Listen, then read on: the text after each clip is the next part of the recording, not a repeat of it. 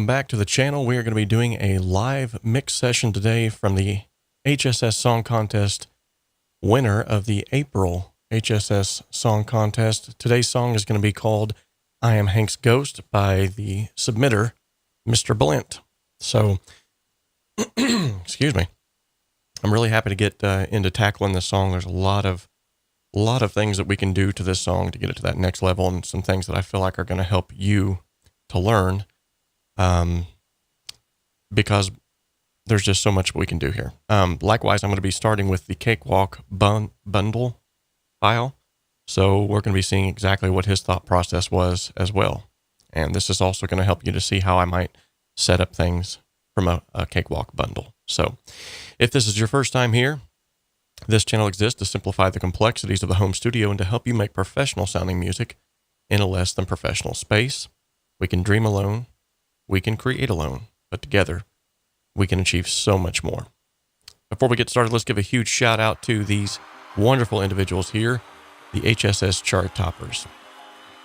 Those individuals who have the small gray S next to their name there, those are individuals who have donated through the super chat feature. These individuals on the left-hand side, and now it's overflowing into the top, which is not a bad thing. These individuals have either decided to become a Patreon member through the Patreon membership, which is a small monthly donation, all the way up to a larger one if you'd like. James Sheets actually just stepped his up to a $20 a month Patreon pledge, which is awesome. Thank you so much, James, for that. And all of these individuals on this list, thank you all, not just for your membership and for trusting me with your content creation, but also just for, seeing value in what we do here from day to day. All right, now a quick word from our sponsor before we get into today's content. Today's video is sponsored in part by the 𝗏𝗼 Academy. The 𝗏𝗼 Academy offers affordable courses from mentors, world-class engineers, Grammy winners, and multi-platinum selling producers. And with the resources available on the 𝗏𝗼 Academy, you can learn how to create radio-ready mixes from the comfort of your own home studio.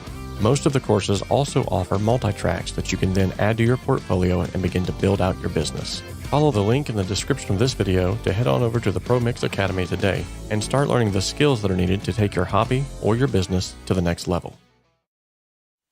All right, so as already been stated, today is going to be the final mix session of Mr. Blint's song, I Am Hank's Ghost. So what have we got to work with? Well, he actually sent me the Cakewalk bun file because he does work in Cakewalk. Now, although this does make some things easier, just for the sense that, let me move this camera just a tad bit up here. There we go, that's better. Okay, so although this does make it easier for the simple sake of it just loading seamlessly within Cakewalk, I mean, everything that he has done here, we can see on our end. So if I was to, let me get this camera out of the way. So if I was to scroll up and down through here, you would see everything is exactly how he has it on his side of the thing. So whatever he has sent me here is exactly where he had taken it, what level he had taken it to, minus maybe, some exterior plugins that he might have used or things like that. Now, I did request that he send me the file without any kind of, and it looks like he has done this. Good deal. So there's no effects being added to anything. And it looks like the 𝗎𝗓𝒋 tracks that he used, yeah, that's a MIDI file that he just froze to a track, so that way whenever he sent that over, because it's frozen, it actually mixes down that MIDI. And so it puts it into a state to where essentially it's an audio file now. So it's went from a MIDI file to an audio file. And if at any time I unfreeze that, it'll go back to just reading from that MIDI file, which is really cool because, say for instance, like in this case, I don't have 𝗎𝗓𝒋. Well, I can actually take advantage of his 𝗎𝗓𝒋 plugin or VSTI instrument because he's froze the tracks. So I'm getting the sounds directly from what he would have had them at, which is really cool. Now I might accentuate that here in just a little bit and add addictive drums because I have some sounds in there that I really like. As far as what is 𝗎𝗓𝒋, so it's a VSTI instrument. that you simply just fly in, just like Addictive Drums or Steven Slate drums, anything like that. It just reads MIDI information and then catalogs that to certain drums, kit pieces that are within that VSTI instrument. It's no different than using Kontakt or any kind of other VSTI instrument, only it's based off of drums instead of based off of like a keyboard or something like that. So, okay, so let's go ahead and start diving into this. Now, I do have a 15-step mixing process. If you'd like to know more about that, there is a link in the description of the video that can take you to that. Although 9 times out of 10, we follow that process to a T, I'm going to kind of change things up a bit today just to sort of speed up the process rather than go through all of that.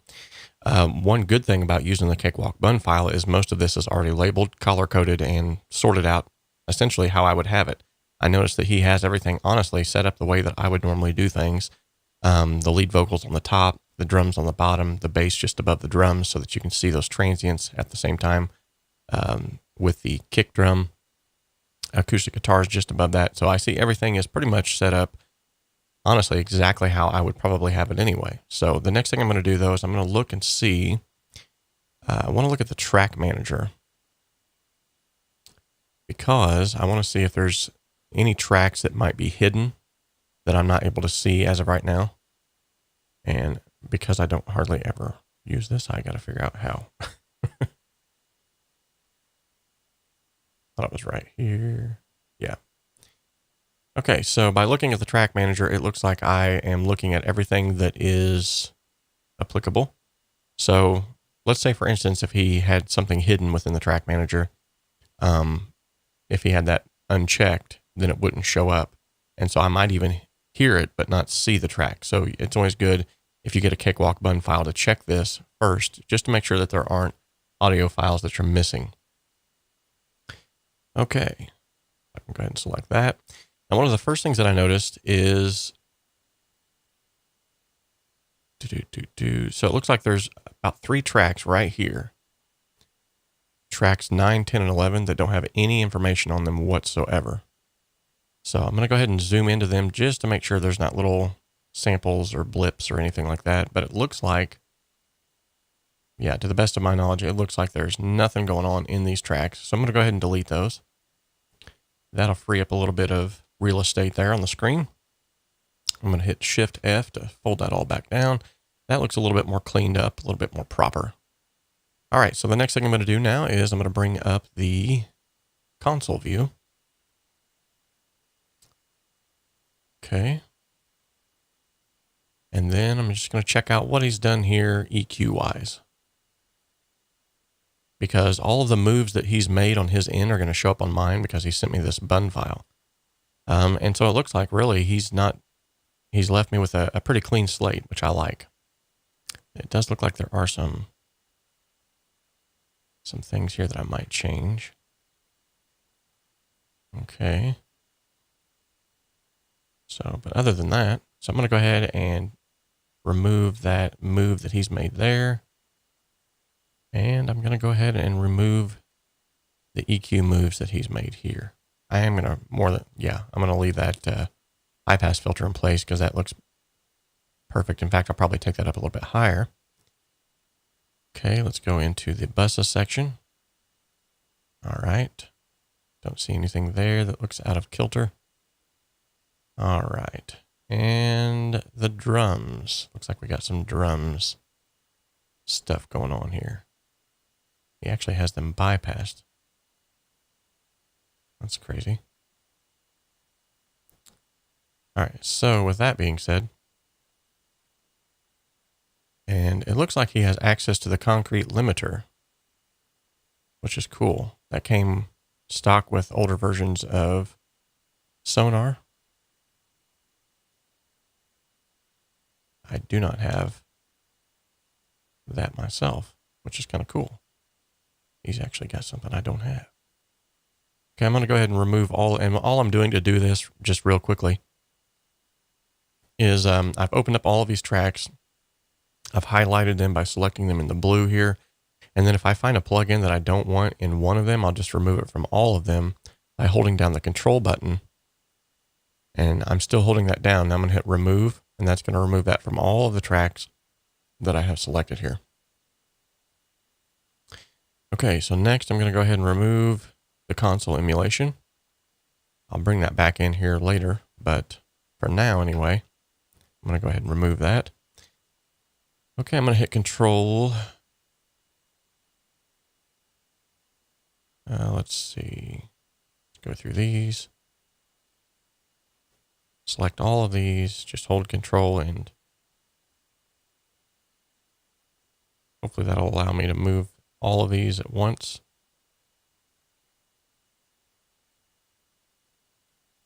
Not so much. Okay. So all I'm doing is just clearing out the EQ moves that he made here because I want to start from scratch.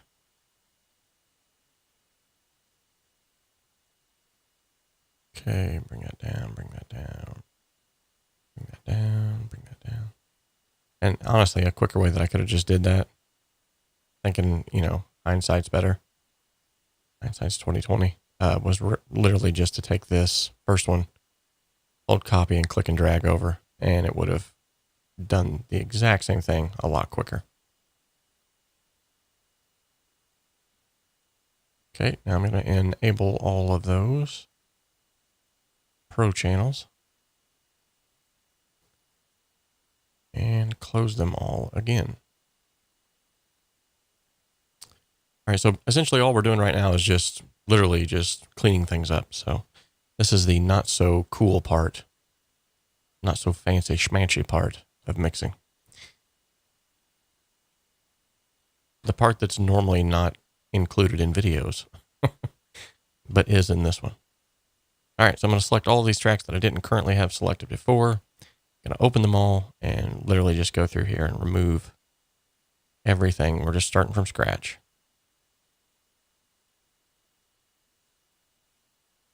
It looks like he's using a lot of the same stuff that, honestly, that I would probably use, but I don't know if it's on the same settings that I would use.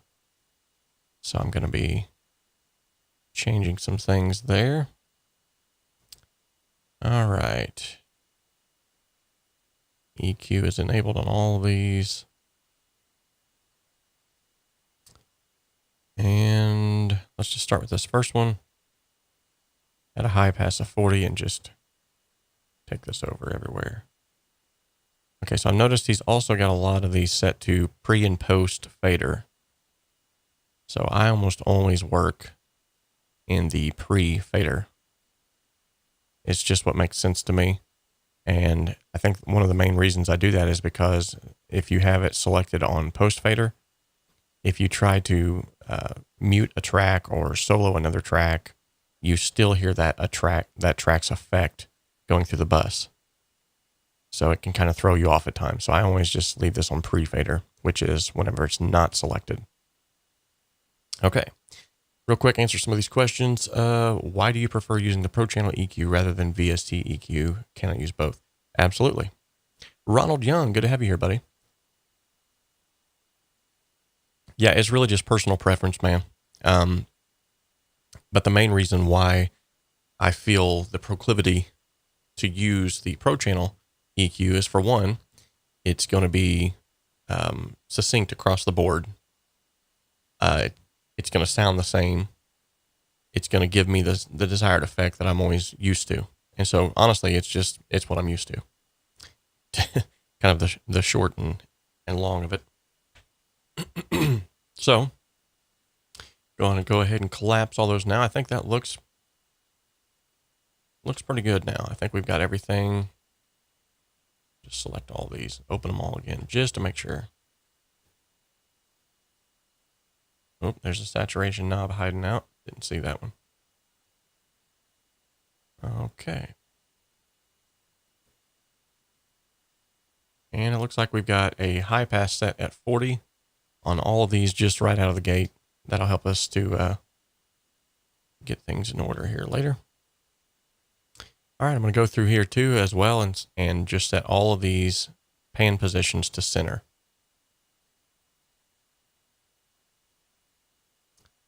Because I'm going to be using my own creative flair, I want to make sure that that's set how I would have it set. All right, now let's work on the buses real quick.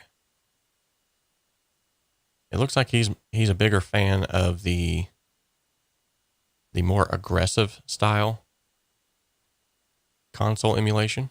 I'll keep that in mind whenever I go to start working on this, because essentially, like with anything you do with music like this, you're doing this for the client. So therefore, you don't want to overimpose your creative ideas. And so if that's something that he likes, that's a sound that he likes, I've already got a good clue and a good indication of that. I can just go ahead and leave that in there. So what I'll do is, because I know right out of the gate, he does like that form of, oops, wrong one. He does like that form of console emulation. I'll just go ahead and throw that in there. So I'm looking for the console emulator bus, which is here. And I'm going to set all of these to A type or N type. So he likes the neutral sound. All right, and that puts all of them in line where they need to be. Everything looks nice and succinct. Go ahead and collapse that down. And now right out of the gate, I know I'm not going to need a metronome bus. So I'm going to go ahead and remove this. Delete bus. Drum bus comp. I'm assuming that's just his master drum bus. That's fine. I'll more than likely will use that. So I just got to remember how to.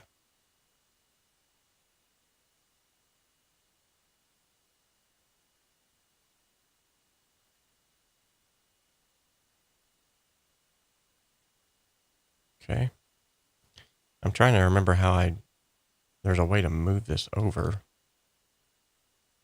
It's like a certain place you got to click here.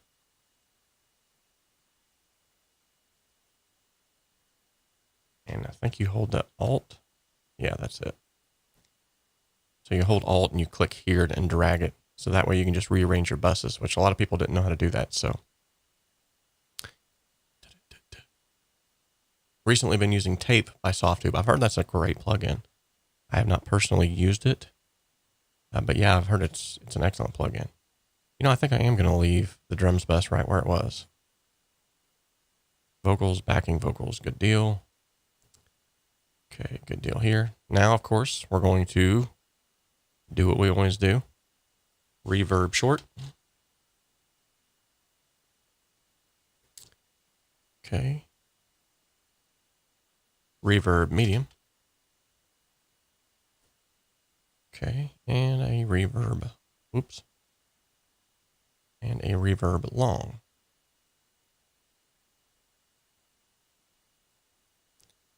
Okay. Now I think these are going to have, yeah, I should have thought about that. So because I inserted new stereo buses, these are going to automatically have these new plugins baked into them that I don't want. But I can definitely change these to N type and enable.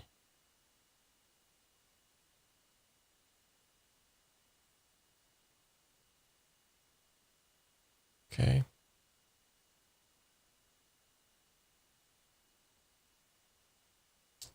And then I already know too, I'm going to have these on. Go ahead and bring this up to 100. Bring this down to like roughly 8,000 kilohertz. And I'm going to go ahead and put a high pass and a low pass filter on.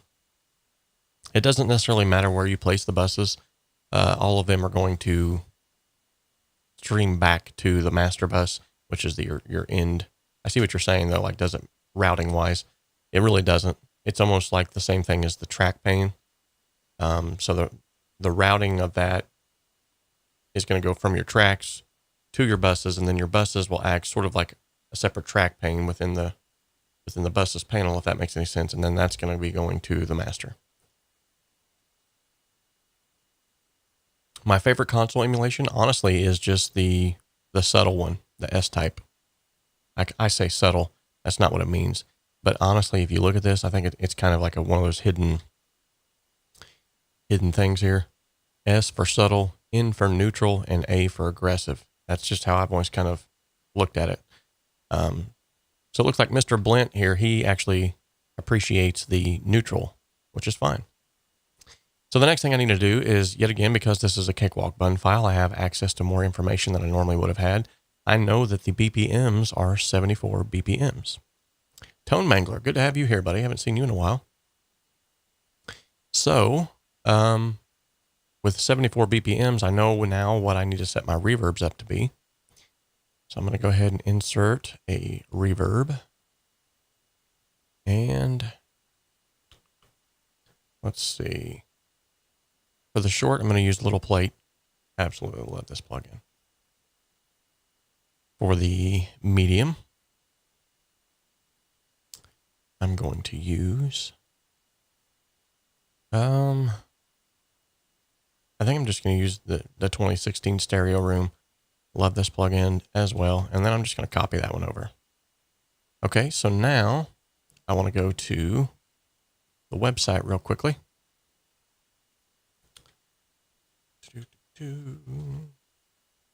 Almost forgot my website name. That's horrible. Okay, so we're going to go over here.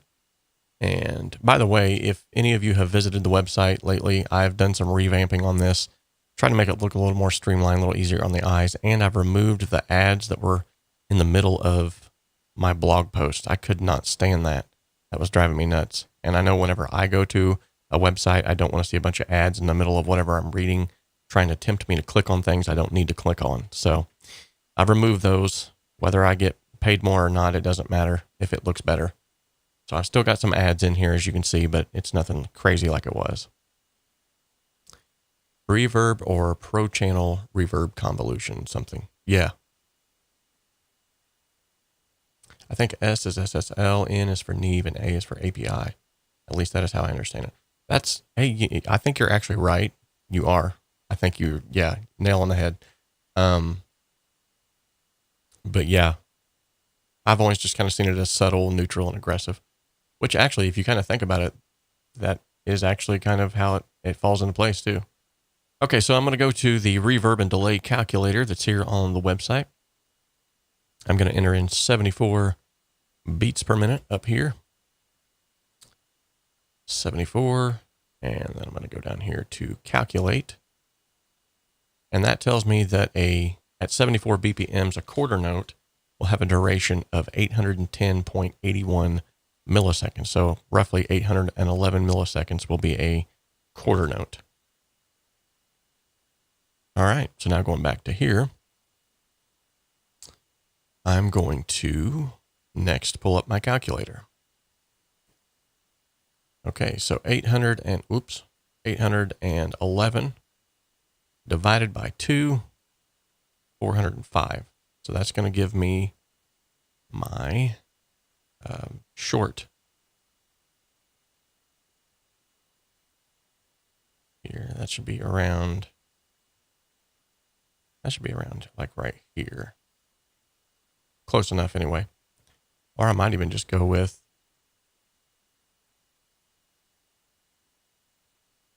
there we go. I like that. Okay, so that's going to go there. And then as far as this one, let's see, it's at 3 seconds now. So I'm going to set this one to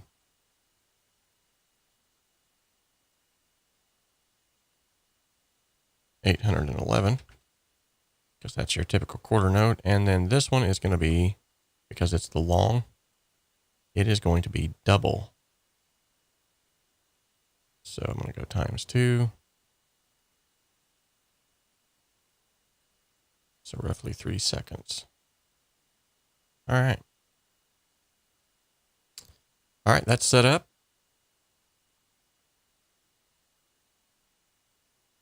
Awesome. Mark's getting some love in the chat. Nothing wrong with that. Okay, so next I'm just going to go through here real quickly and make sure that anything that is stereo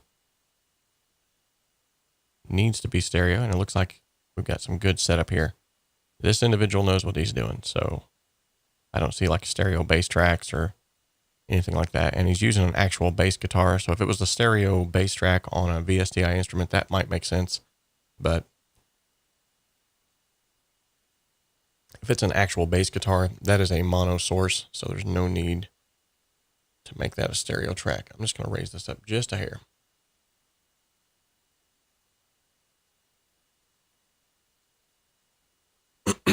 There we go. That's better. I was cutting my head off. So now we're just going to, across the board here, select all these, bring them faders down to bottomed out. That's good. And before we get too happy, we're going to fold this down to mono right out of the gate. All right, so here's what we got thus far. Looks like 𝗵𝘅 is wondering, how did you create the folder thingy for the drums? So literally you can go over here to this panel and right click. You'll see right here, insert track folder. And then from there, you can actually insert a folder that you can then name and collapse. So let's see here. As you can see, it's got like a little plus or minus symbol here. I can collapse those or bring them out. And if you want to take and drag a track into the folder, you can do that as well, or drag it out of the folder. It's kind of a really cool way to free up space and keep things nice and neat. Okay, so now we're going to, I know I'm kind of going out of order, like I said, from my 15-step mixing process, but we're going to hurriedly move through this. I'm on a time limit today. And actually, this is kind of good. I want to put myself on that time limit so I can try to. So if I don't get to the chat as much as I normally would, please forgive me. I will be trying my best to answer questions as I go. But here we go. Let's go ahead and view that console view and start bringing these bad boys up. I'm going to start with the drums. I'm going to get a good drum and bass together, and then we're going to move off of that. So I'm going to go ahead and make sure that these are looped. Okay. And bring that back up. Now I'm going to hit the space bar. Good deal.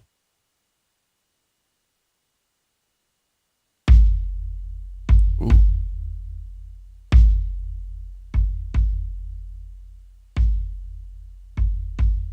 Okay.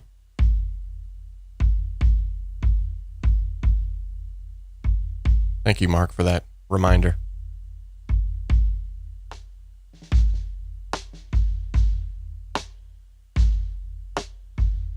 Doesn't sound too bad, really.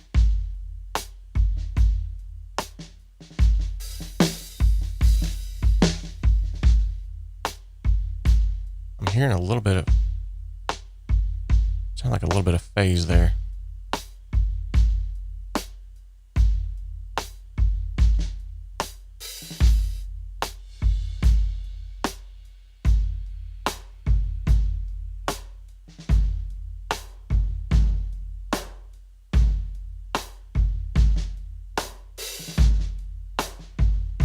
Nice.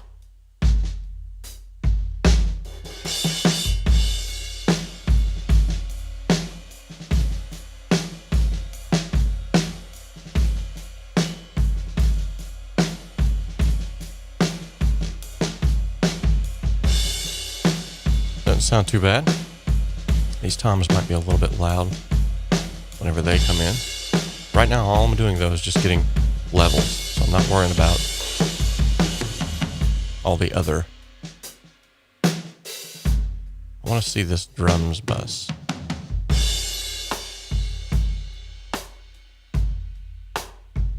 Okay. Looks like it's playing well with everything else. So now we're going to move on to this bass.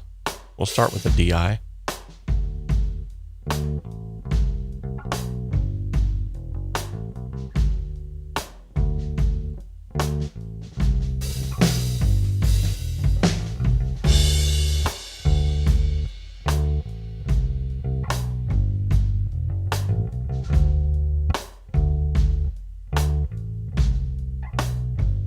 So I have a DI and an amp.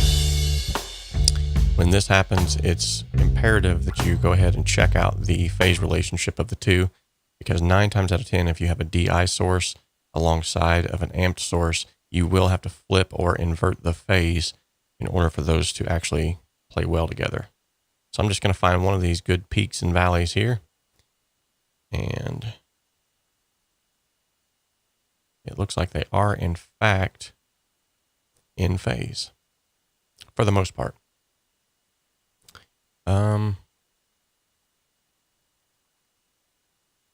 Yeah, it looks like for the most part they're in phase. And all I'm doing is just checking to make sure that the peaks are going up at the same time these peaks are going up, and the valleys at the same time the valleys. There's a couple of instances here where it might be off just a tad bit, and I could even just maybe nudge that into, but I also don't want to ruin the timing. So I'm going to go all the way back to the beginning here. Let me zoom out. I just want to make sure first and foremost that these are actually in time. And as you can see, it's just a little bit off, and that's actually the direction I was going to nudge it anyway. So that's good. So this is where I want it to be. So I'm just going to bring it over, nudge it in there, nestled in there, and it looks like from that point on it should be good. That little bit of a adjustment should make the bass more succinct, I keep using this word succinct today.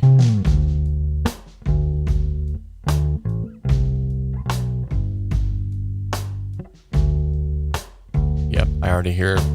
That sounds a lot better.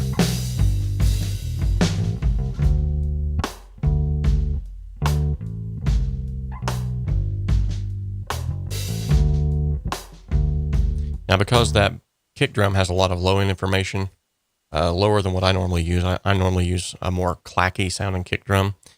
We will have to do probably some sidechain compression to that kick, which is fine. No biggie. I want to see what my levels are over here.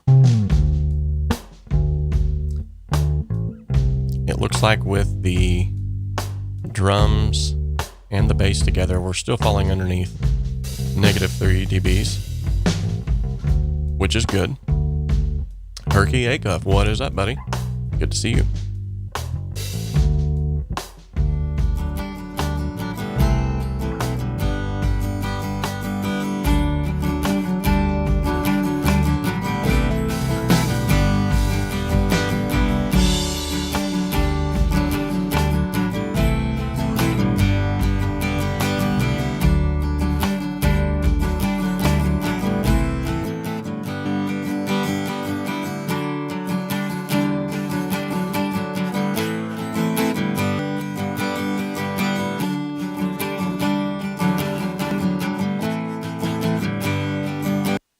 Okay, I'm going to check the phase real quick on these acoustic guitars. It sounded as if everything was on the level. I can't believe I just said that. On the level. That's what you get for listening to old time radio when you go to sleep. I've been binge listening to the old Sherlock Holmes episodes and stuff like that. And it looks like there is a little bit of phase issues here as well. I was hearing just a little bit, but it also sounds as if it might have been double tracked. So I don't think he did that horrible thing of just taking a guitar track and duplicating it and saying, there you go, it's double tracked. I think he actually literally double tracked these, which is a huge win.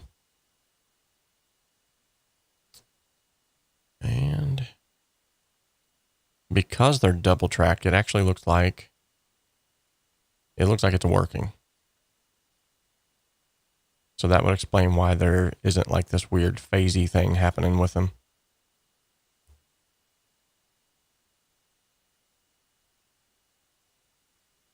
Which, by the way, if you're working within Cakewalk and you're wondering how in the world is he doing this, so if you hold the Alt button and you use your scroll wheel, you can scroll in. And if you use the Control button and use your scroll wheel, you can move back and forth. So it's like a real quick and easy way to be able to move through these things. It looks like it's pretty good. And just from the sound of it, it didn't sound bad. So I'm going to go ahead and move on.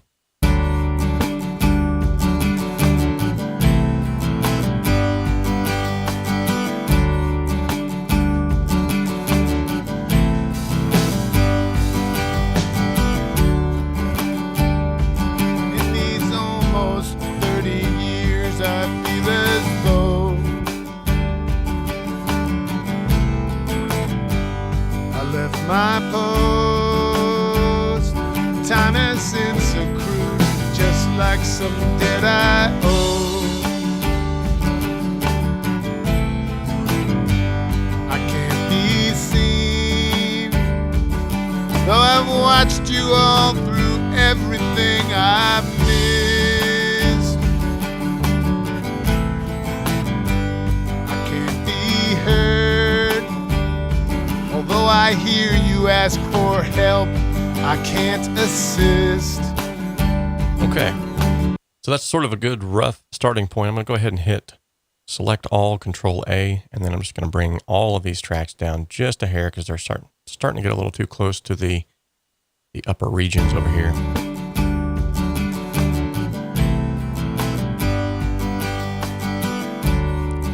And I think I'm going to bring these drums up just a tad. I am Hank's ghost, and in these almost 30 years I feel as though Much better. I left my post. Time has since accrued, just like some dead-eye-oh.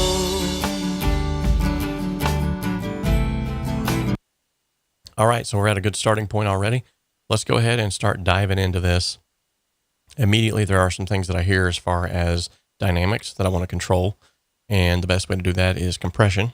I also hear some EQ that I'd like to take advantage of, and then we'll start sweetening this all up, and hopefully I'll be done by 6 o'clock my time. So that gives me an hour and 20 minutes, roughly. So let's do this. And I've got something in my throat and will not go away. Okay, so the first thing I want to do is I want to work on these drums here. So let's start out immediately with this kick.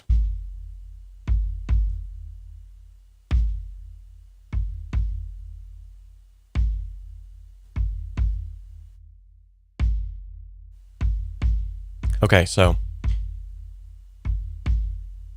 I'm going to immediately dial in on, let me remove my mug here. I'm going to immediately dial in on 65 hertz, which is usually where the fundamental is.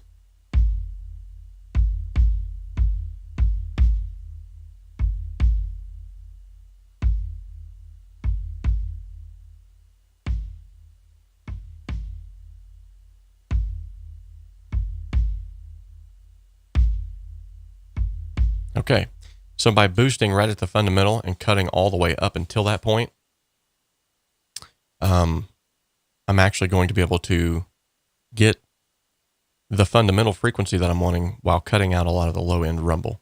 Michael Held says, no Cakewalk coffee mug? That's actually a good point. I need to make that for the store. You're spot on there. I do have a home studio simplified coffee mug behind me, but it's not clean. So, not to mention this stainless steel one that I use here. This thing right here will keep my coffee warm throughout the entire stream pretty much. Not that it really lasts that long, but I digress. Okay. Let's get back into this here. So I still got the low end. I've boosted the fundamental. I've cut out a ton of the low end before that. So all the way up to 70 hertz, I've got this a high pass filter, but I've got it boosted at 65. So now the next thing I want to do is I want to clear out some of that woolly sound. And that's usually around 400.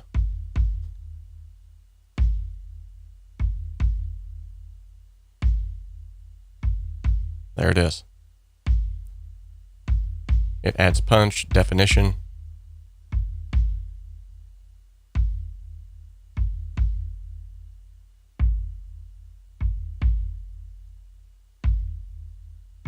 And that right there, that sounds just about right. Now, this is the kick drum sound that he was going for, so I don't want to necessarily replace it completely because this is what he wanted. So yet again, thinking of the individual, the client themselves, you don't want to change too much.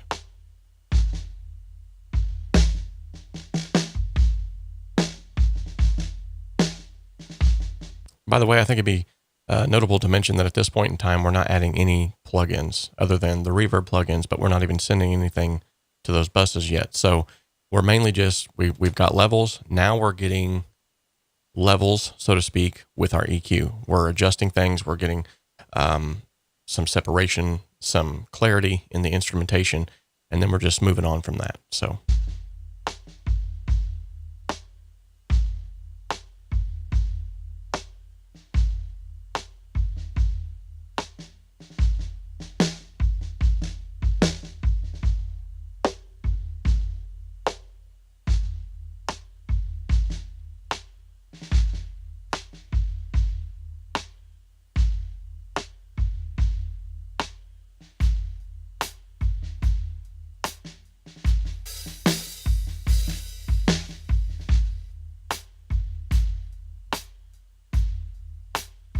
Okay, so far so good there.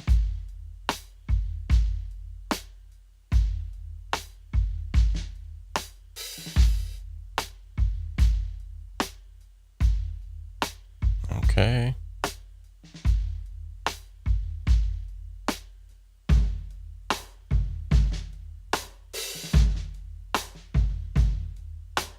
Here's our overheads.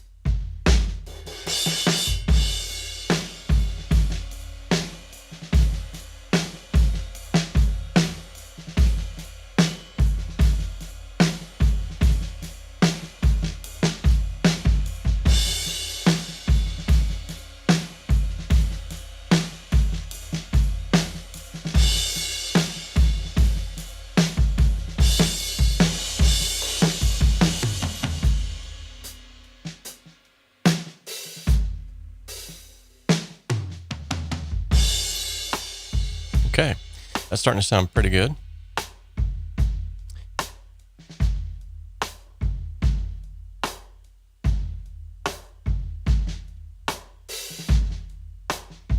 All right, now although I'm going to change that EQ, I'm simply just going to copy that and paste that over because it's going to be close enough to where I want it anyway. So.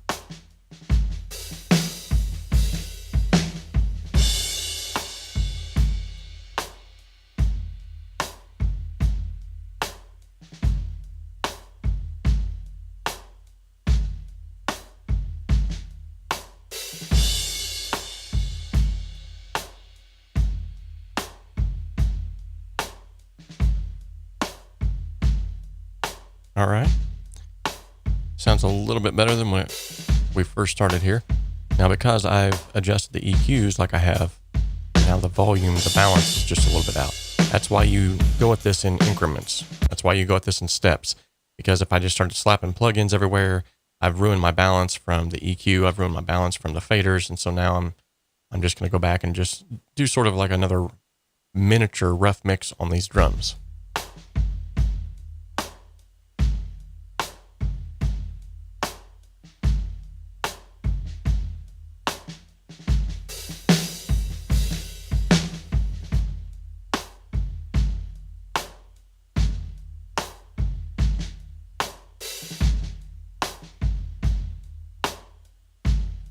Okay, I want to get to a section where I hear these toms.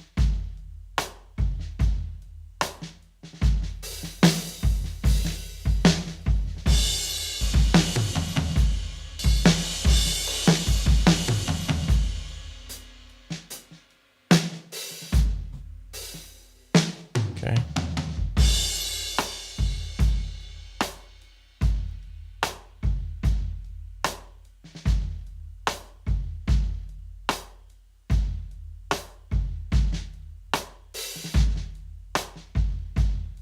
All right, so right here, I'm just trying to get this to a point where these... All right, that don't sound too bad, actually. I'm going to start incorporating the bass here.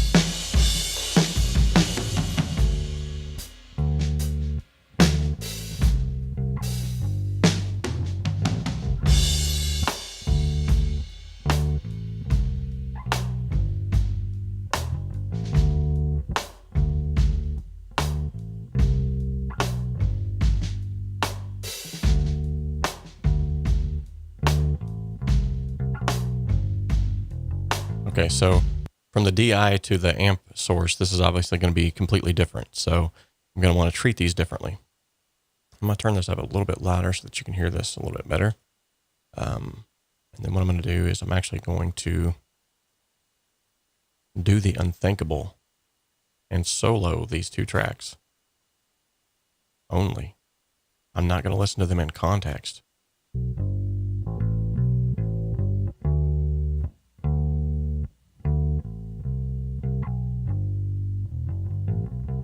Okay.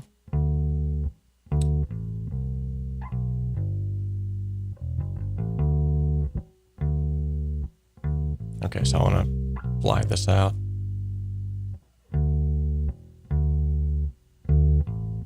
There's my fundamental frequency.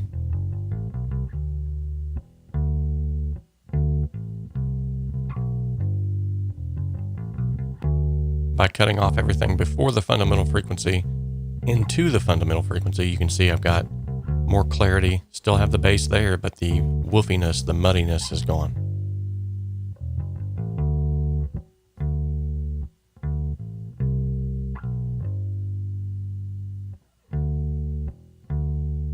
Okay.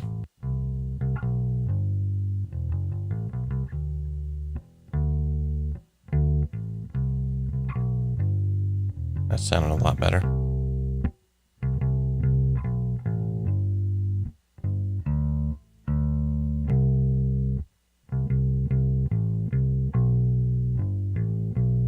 Yet again, going to copy and paste this over.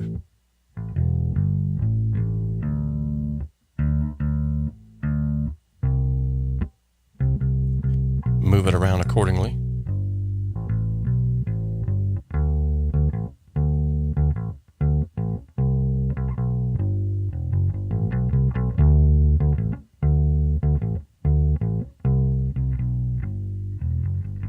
I'm going to blend that DI in now.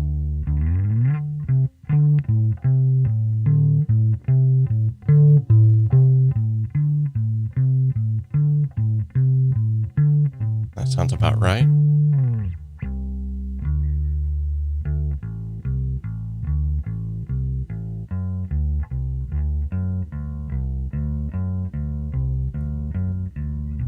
Okay, so now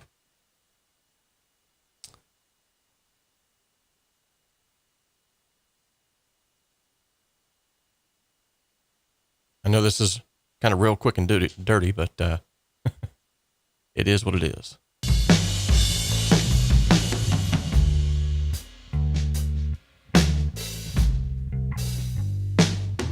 Now, as you can see, just from the EQ,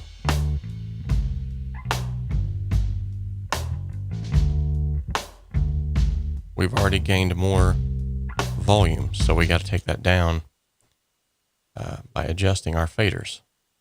We're going to do that.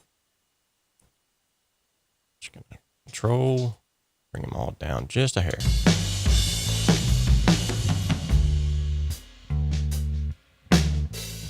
That snare might be a little bit hot.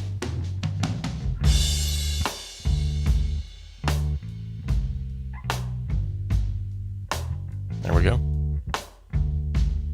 All right, start bringing in these acoustics.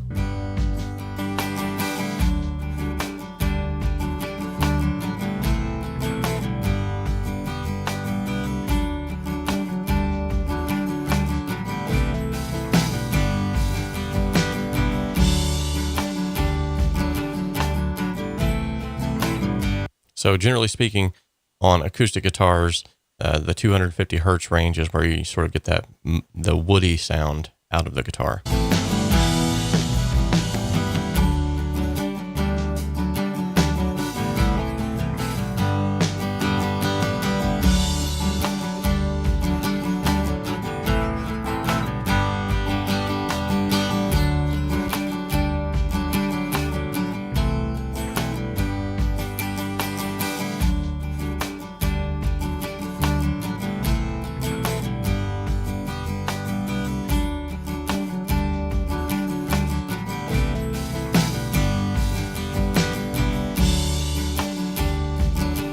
Okay, now I'm just going to do a little complementary EQ here.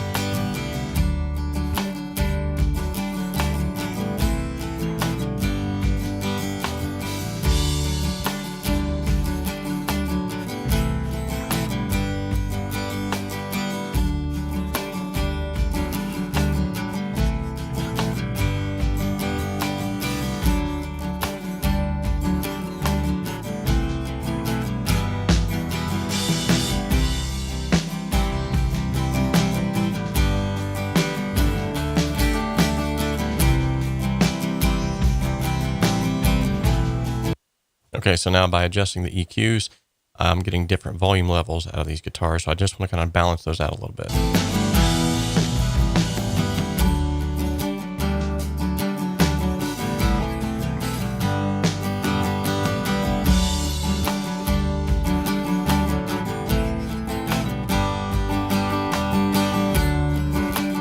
It's pretty close.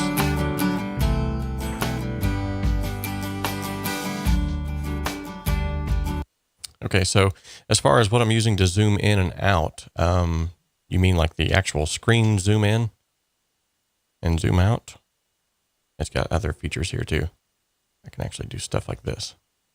That is a app called 𝗏𝗏𝗡. You can set it to load up on your computer as soon as you start the computer, and it will allow you to hold hotkeys. And so like right now I can hold Control and push 4, and it'll zoom in somewhere on my screen. The only thing I don't like about it is you can see there's a ghosted mouse pointer. I don't like that. But it makes it a lot easier than trying to do this in post and zoom in things, and especially live, it helps people to see. All right, I'm getting sidetracked again, guys. Come on. All right, now we're going to start working on these lead vocals. The way it used to be.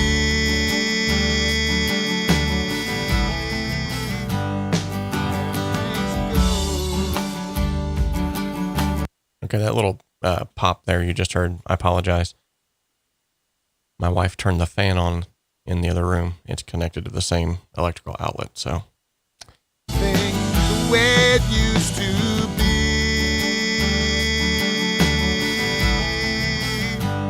I am Hank's ghost. Okay. So I'm definitely gonna. I am Hank's ghost. I'm gonna be soloing this vocal to do some EQ. The way it used to be.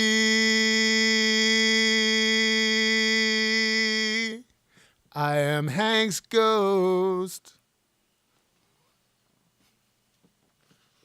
I am Hank's ghost. And not one of my grandchildren have known me. Okay, so what I was doing there is I was just hunting and picking. Put a reverb on the fan.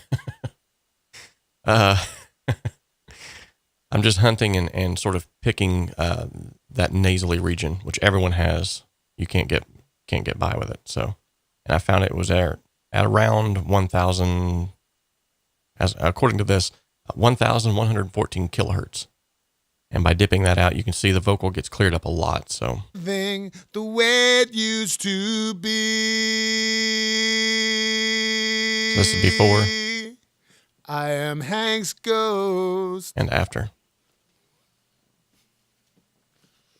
I am Hank's ghost. Before. After. And not one of my grandchildren have known me. Much better. And all I'm dipping out is about 3 dBs. So. Hey, see you, buddy. Oh, gotta go back to work. Ugh, not cool. Okay, so I'm gonna go ahead and leave that just right there. The way it used to be. That actually doesn't sound too bad. I'm not sure what microphone he used, but it sounds pretty good. And then what I'm gonna do is go back to our console view, and I'm just gonna copy and paste this over to all of the background vocals. It's the same person singing, so essentially it should be about the same. And what I'll do is, in order to make those sound different, is just apply different effects. So we'll get to that here in a moment. And right off the bat too, with the background vocals, another way that I'm gonna immediately clue in on how to EQ these, every one of these background vocals is gonna be dipped at 3,000 kilohertz. And by doing that, it is, yes, Mob the Gamer. Yes, it is. It's one of those things that, yeah, it's subjective, honestly. A lot of the guys will tell you, you got to EQ while the mix is playing, and then you'll see them in their live streams or on their videos soloing an object to EQ it. As long as you don't go overboard and you're not trying to get a perfect sound, you're like, for instance, whenever I solo something, which the vocals is the one instrument, so to speak, that you can exclusively solo and get it to sound exactly what you want, because it's going to sit on top anyway. But with other things, what I'm doing is, although I am listening to it in context with the rest of the mix, I hear something that I know specifically where it's at. So I'm going to go dive right in and get that. So, and I hope you don't hear my puppy in the background. He's a cute little thing. Little Bosco. So anyway, I'm going to take 3,000 kilohertz out of every one of these background vocals, because that's just what I do. Tone manglers hit the nail on the head. You can use both methods. So what I'm going to do is I'm going to dip out about 4 dBs. I'm going to set my Q wider. And the reason why I'm doing this is because background vocals are always supposed to set in the background, obviously. 3,000 kilohertz is like an excellent place to dip out background vocals where they don't lose their clarity, they don't lose their intelligibility, but they do stop from stepping on the lead vocals. Thanks, Mark. I appreciate that, buddy. He's a very cute guy. And he's been a bright spot in the last few days. I just received word 2 days ago. My grandmother, my very precious grandmother, just passed away. And we'll be having her funeral in the next few days. And was not easy. It's a lot easier knowing where she's going, so I don't have to worry about that. If there's anybody that's going to be making it, she is. But it's hard nonetheless, because we're selfish. We want to keep people around, you know. And so while I've been all bummed out about that, you know, this puppy come along. We were already going to pick him up around the same time, so it kind of worked out. I think God knows what he's doing. And so it's been a bright spot, a moment of consolation for us. So, okay, so I think that's a really good starting point as far as the EQs. And then the lead guitar, honestly, I'm going to treat that lead guitar much like I would treat this vocal. So I'm just going to bring over, it's not going to let me.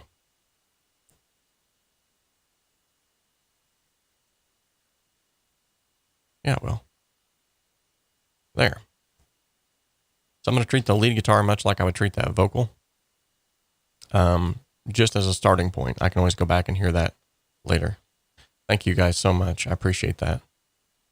I didn't want to try to make it the focal point of today's broadcast, but it's a intrinsic part of life. So, all right, so let's listen to where we are right now. And we'll probably have to do some more volume leveling.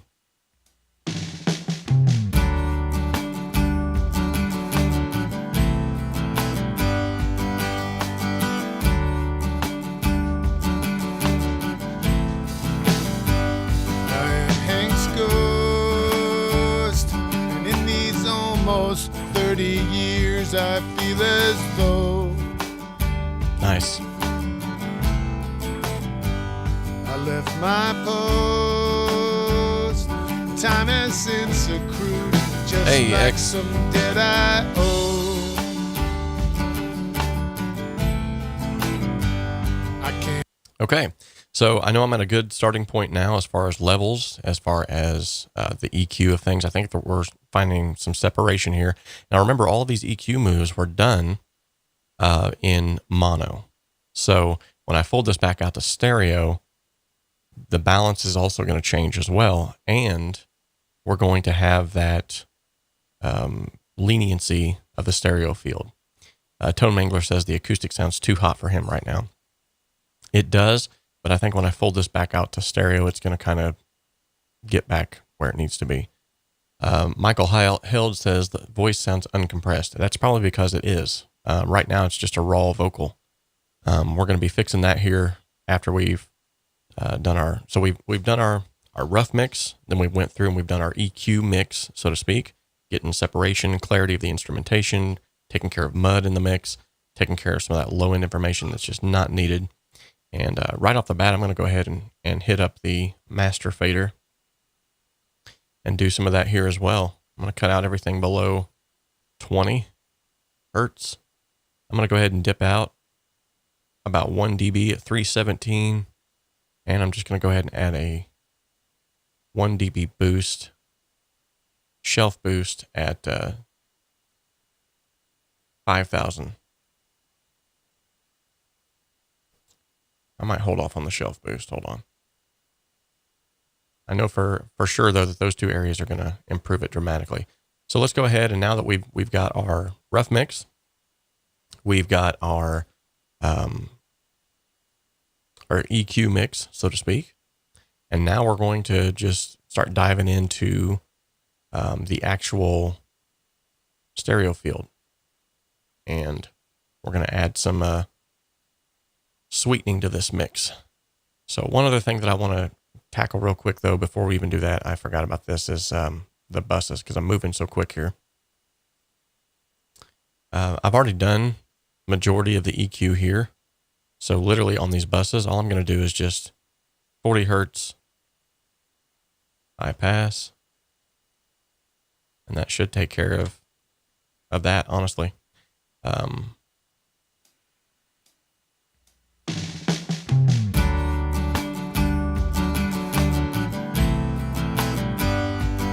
Okay, so now listen to the acoustic guitar tone mangler. As I fold this back out to stereo, it should sound just a little bit better.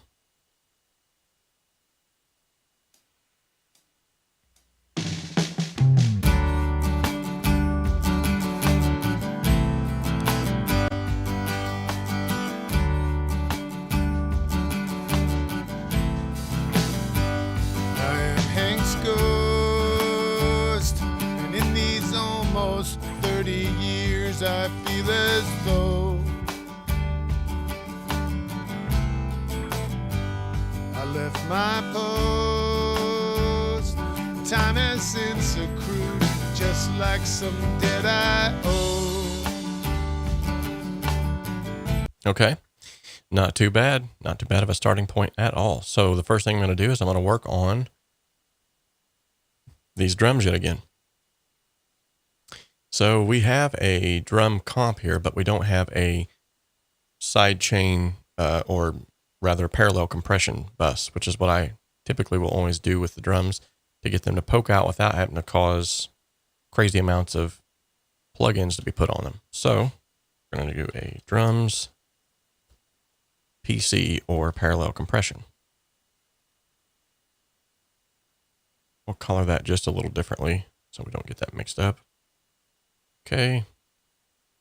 I'll go ahead and slap a compressor on here. We'll just use, oops. I said slap a compressor on here. And we will just use the stock Sonotest compressor. Nothing too fancy here. All right, and we're going to stinking slam it. Ratio of like 14. We'll bring the input all the way down.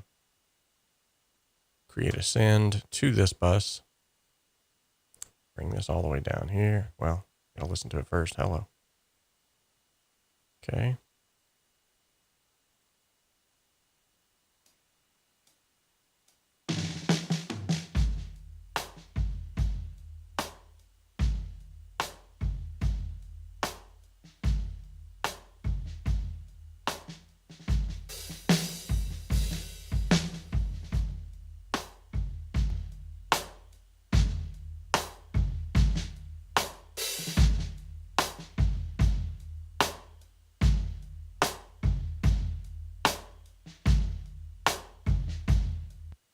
And that's weird.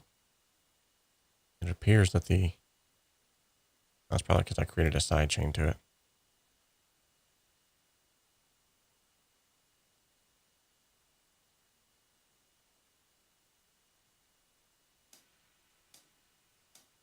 There it is.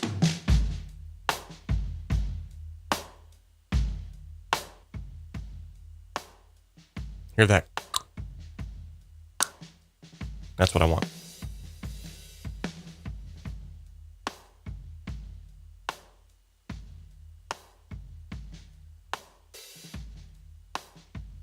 Okay. That's going to allow me then to add this back in.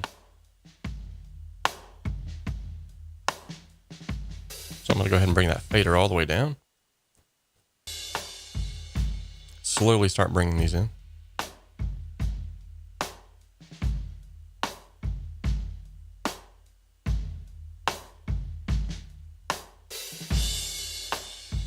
Don't have to do too much. A little bit goes a long way. Okay. This is with, without, with,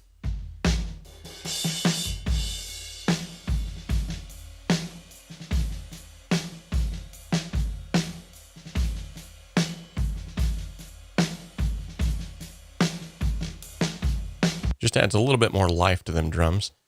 Makes them sound a little bit more peppy without having to do all kinds of crazy plug-in moves, which will tax the CPU.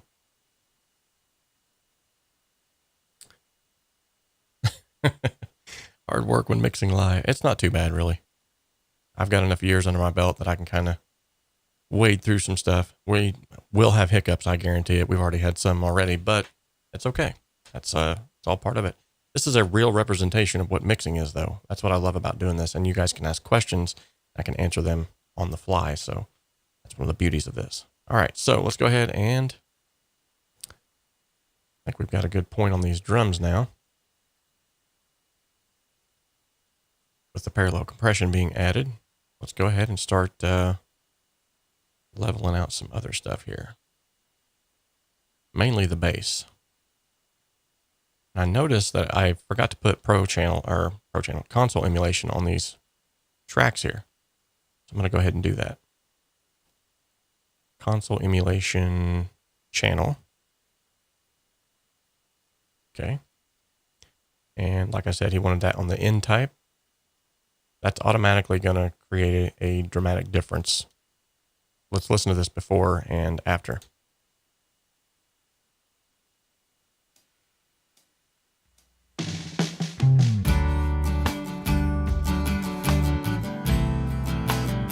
This is before, after. I am Hank's ghost, and in these almost 30 years I feel as though. Nice.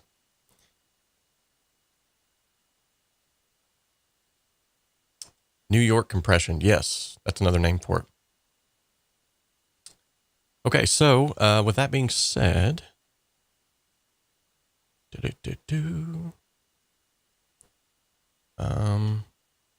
what am I trying to do here? I've lost train of thought here. Oh, that's why. Okay.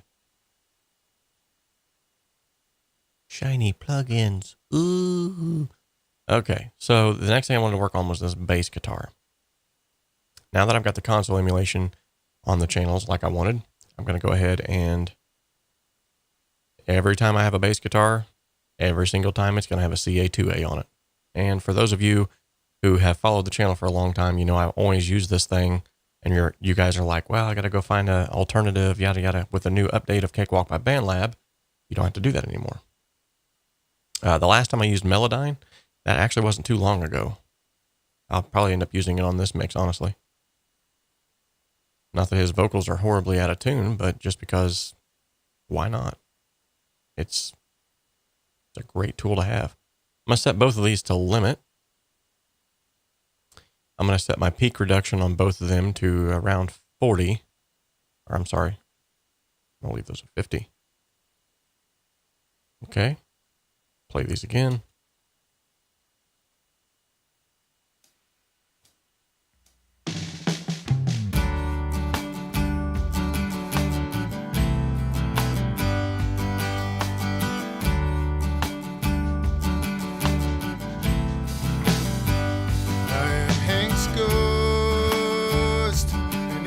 Almost 30 years I feel as though I left my post. Okay, so what you noticed is immediately, that's got the bass to be more up front, present, setting where it needs to set. And I went ahead and put that compression before the EQ because I don't want to, I want to compress the signal before it goes into the EQ. So that way the EQ is doing more of the work that it needs to do. Awesome. So that's automatically got that to set a lot better. Let's go ahead and do our next little ditty that we was going to do here. And let's create a side chain on this bass to the kick. Compressor. Yet again, 𝗠𝗏 compressor. Go ahead and set that as such. Create a send from the kick to the side chain of the bass amped. Boom.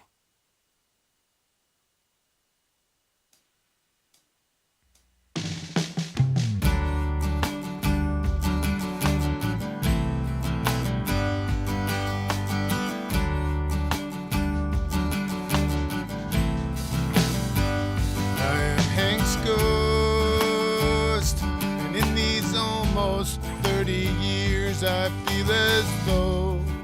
Okay, I want about 6 dBs of gain reduction. So every time that kick hits, it's going to turn that bass down by 6 dBs.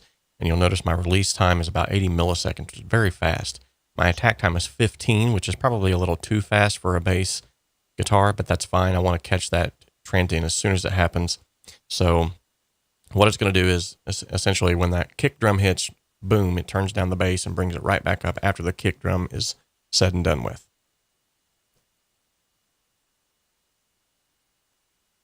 All right, with that in place, it should sound a lot more.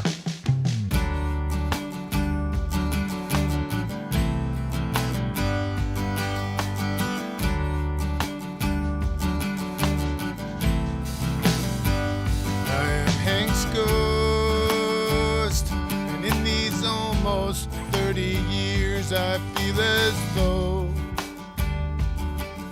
Beautiful. I left my post. Time has since accrued, just like some debt I owe. Okay, so seeing how I'm implementing these plugins now, I can go ahead and start implementing some panning. Normally this, if you follow my 15-step mixing process, these all have a different process. But like I said, I've got just a few more minutes to get this thing where I feel like it needs to be.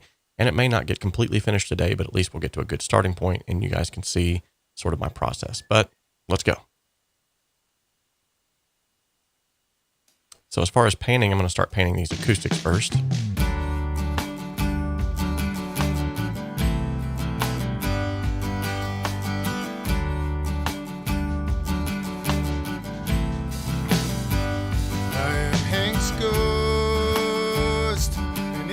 Almost 30 years I feel as though I left my post. Time has since accrued, just like some debt I owe. I can't be seen, though I've watched you all through everything I've missed. I can't be heard, although I hear you ask for help. I can't. Okay, I'm going to go ahead and create a bus now for these acoustic guitars. I'm going to send them to the acoustic guitars or AC guitars bus. This will allow me to put one plugin on them and affect both of them at the same time. And the reason why I'm doing this is because the plugin that I'm going to put on there also helps with phase correlation. So I'm going to go ahead and put 𝗁𝗏 on there, which is going to get a beautiful sound right off the bat. Well, thank you so much. I appreciate that. Now, we're not done, Michael Held. I know. There's all kinds of opportunities here. Definitely a good point, though. Yeah, there definitely needs to be some more presence on the vocals, and we'll get to that here in just a second. So let's go ahead and enable the 𝗁𝗏 on these acoustics. This is really going to make these things shine. That's one of the things I love this thing for.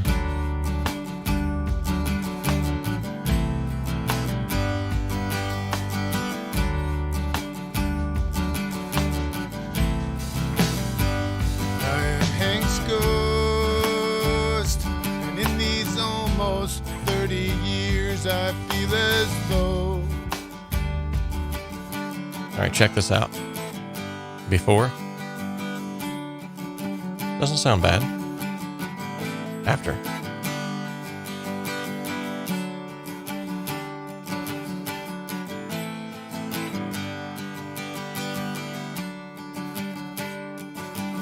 Before. After. Very subtle, but man, I love it. Okay, I'm going to throw a little bit of Soothe 2 on here as well.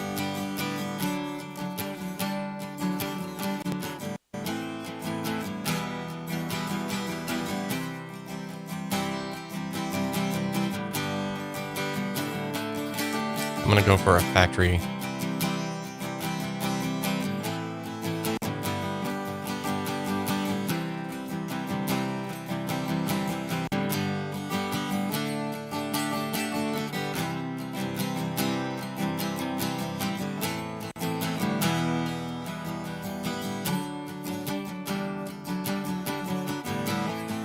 Actually, I kind of like that right there.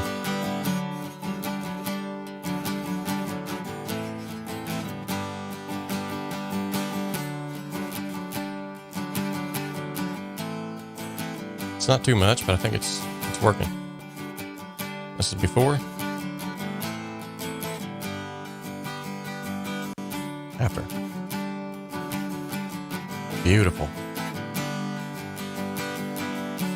Mark, I'm actually that got rescheduled due to something on their end. Something came up, but I will be speaking with them next week.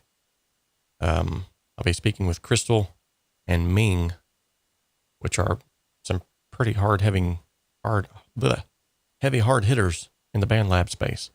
So I'm pretty excited about that. I don't know where it's going to go yet, but you never know. Sky's the limit. Okay, so that definitely is going to clean up those acoustic guitars dramatically without having to implement tons of plugins. So let's check this out.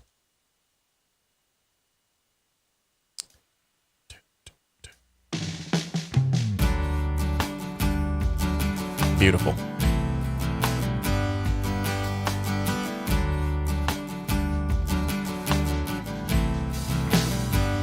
I am Hank's ghost, and in these almost 30 years I feel as though here, I'm bringing this bad boy out. I left my post. Time has since accrued, just like some debt I owe. I can't be seen, though I've watched you all through everything I've missed. I can't be heard, although I hear you ask for help. I can't assist. Much better. It's going to keep the vocal up front and present now. Ironweed, what's up, buddy? For ghosts like me are witness to all the things we lost. We see them all, but I know they don't belong to me. The mortal world has dimmed, but I still can count the cost. For seeing is not living the way it used to be.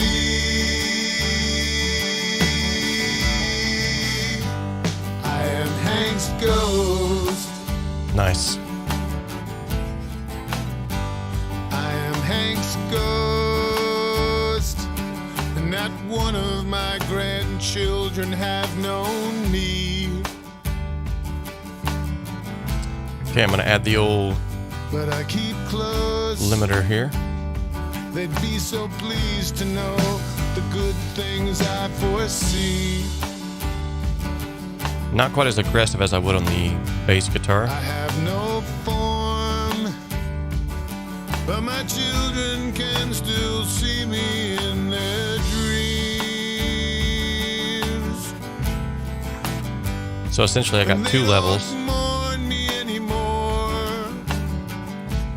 All their sorrows swept away before the temporal stream.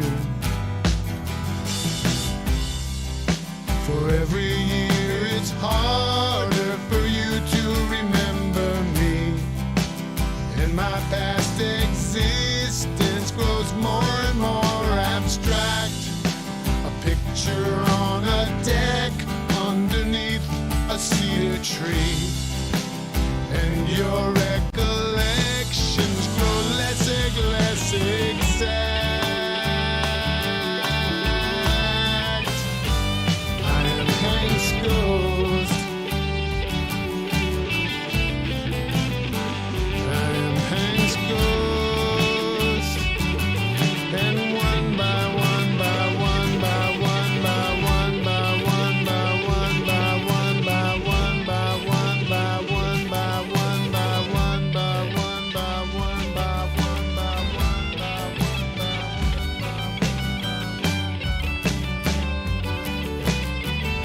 This sounds so much like the dead, or fish, or something.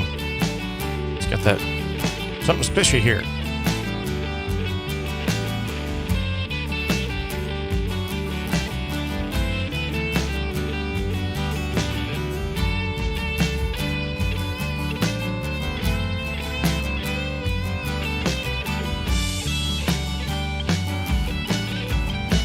Yeah, right there. That's totally a fish or a dead breakdown on them drums.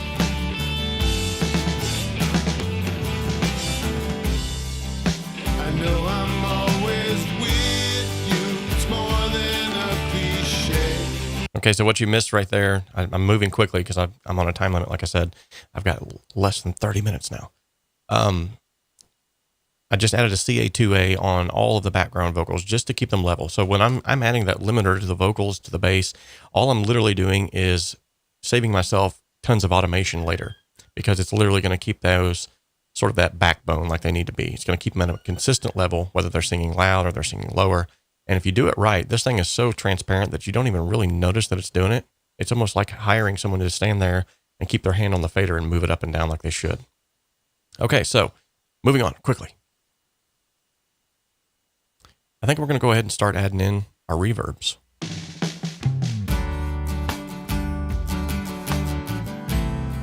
This is where it gets beautiful.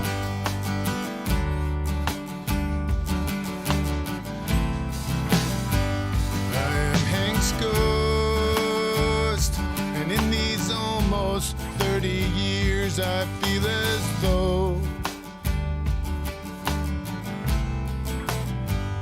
I left my post.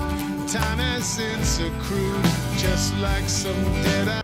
Okay, so that's obviously going to cause some major stuff to happen there, which is fine. But if you do it while it's playing, no bueno. I'm going to turn down these reverbs just a little bit more to about where I normally would as a good starting point. Let's try this again.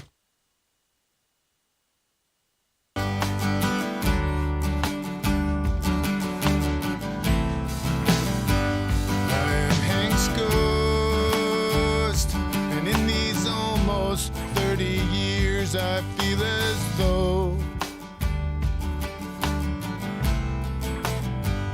I left my post. Time has since accrued, just like some debt I owe. I can't be seen, though I've watched you all through everything I've missed. I can't be heard. See, if you put the reverbs on while it's playing, is kind of crazy. I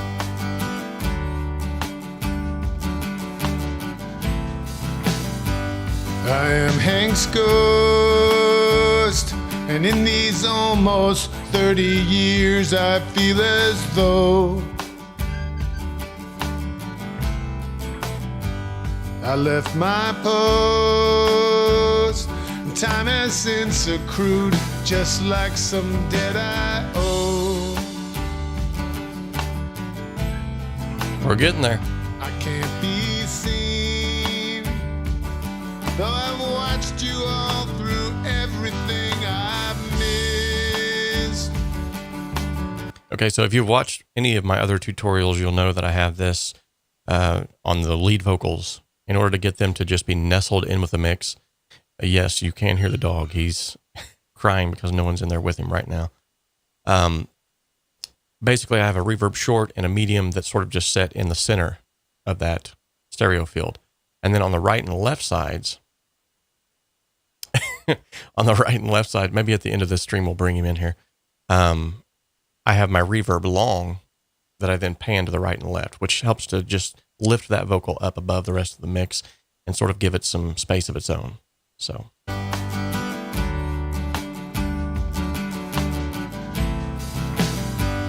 am Hank's ghost, and in these almost 30 years I feel as though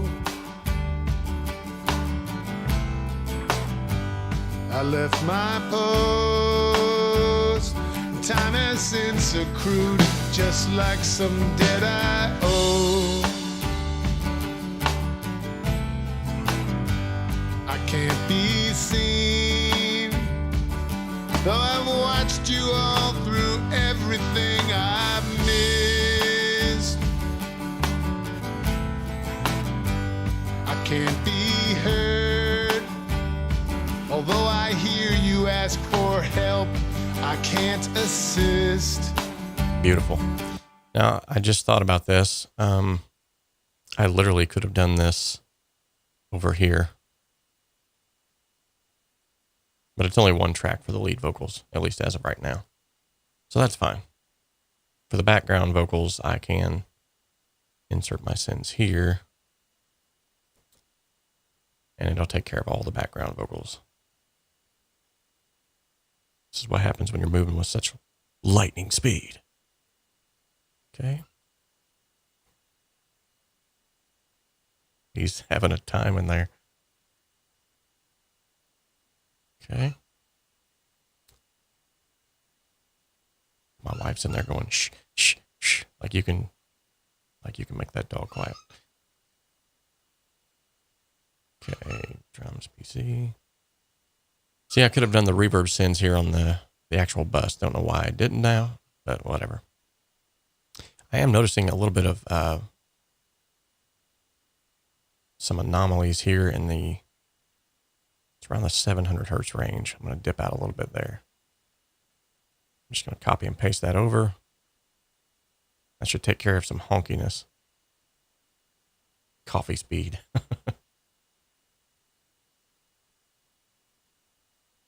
Yeah. A little bit.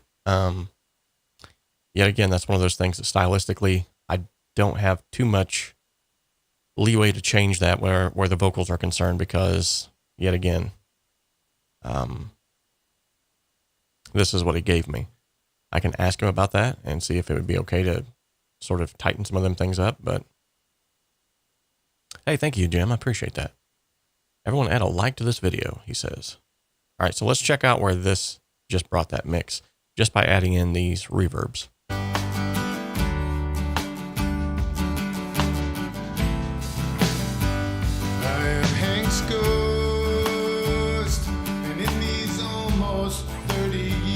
I feel as though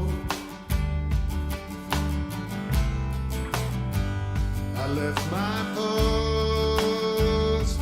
Time has since accrued, just like some debt I owe. I can't be seen, though I've watched you all through everything I've missed. Nice. I can't be heard, although I hear you ask for help, I can't assist. It's a little bit too much on the drums there. For ghosts like me are witness to all the things we lost. We see them all, but I know they don't belong to me. The mortal world has dimmed, but I still can count the cost. For seeing is not living the way it used to be.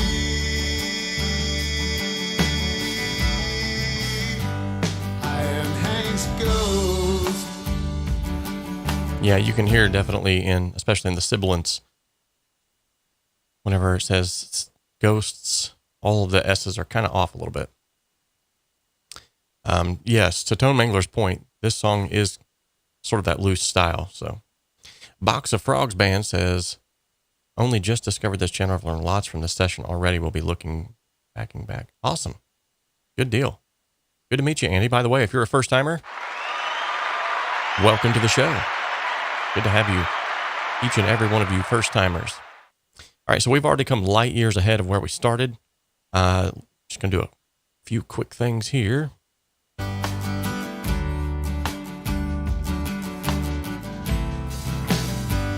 am Hank's ghost.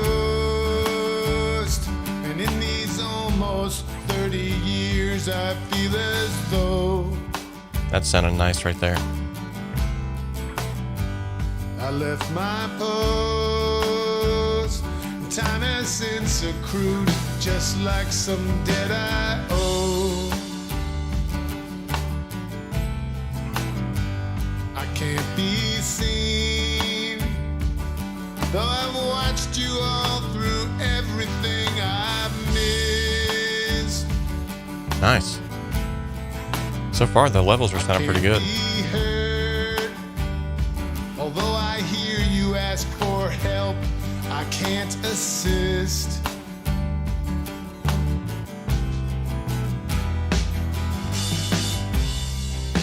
For ghosts like me are witness to all the things we lost. We see them all, but I know they don't belong to me. The mortal world has dimmed, but I still can count the cost. For seeing is not living the way it used to be. Nice. I am Hank's ghost. I am Hank's ghost. And not one of my grandchildren have known me. But I keep close. They'd be so pleased to know the good things I foresee. Where's it at? There it is. I have no form, but my children can still see me in their dreams. And they don't mourn me anymore. All their sorrows swept away before the temporal stream. For every year it's harder for you to remember me. And my past existence grows more and more abstract.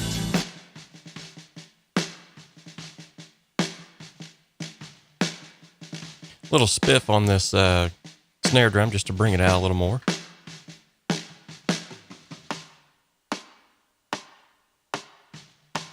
Yes, Jeremiah Peterson, yes. By the way, I think he's a first-timer. Nice to have him here. So along those same lines, every single month, we have, at the beginning of the month, we start a HSS song contest where you will then submit songs in the link that's in the description below. And we will then have a listen together. We'll all listen to the songs together. I give some honest critique, some feedback on those. And then the winner gets a free mix and master live here on the show. And then this month, however, the month of May, we're doing something just a little bit different. If you want to enter that, feel free to do so as well. You can go and download a free set of multi-tracks from a song that I previously released with some individuals here on the channel. It was a collaborative effort called The Crossroads.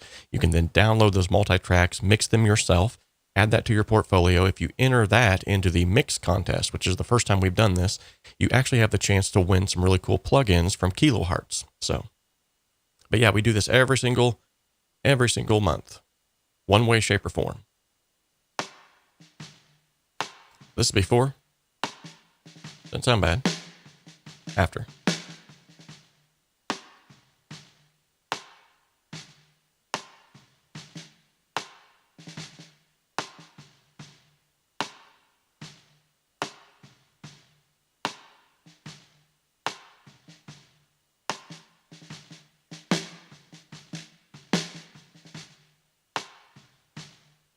Something's not right here. This ain't working right. What's going on here?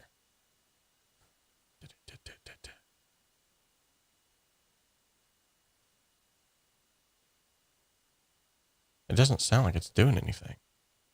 Maybe I'm wrong. Oh, that's because the track is frozen. Ooh, okay. Interesting. Okay. So I bet it might actually work here.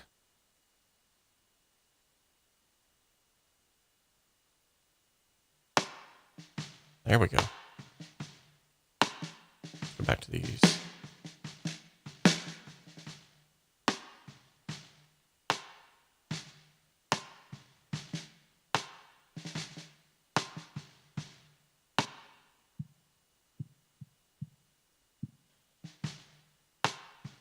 So this right here, the delta, that's what we're adding back in.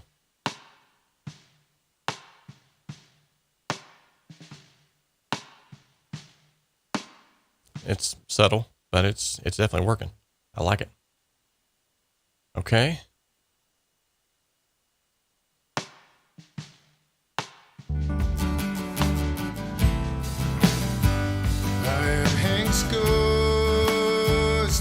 In these almost 30 years, I feel as though.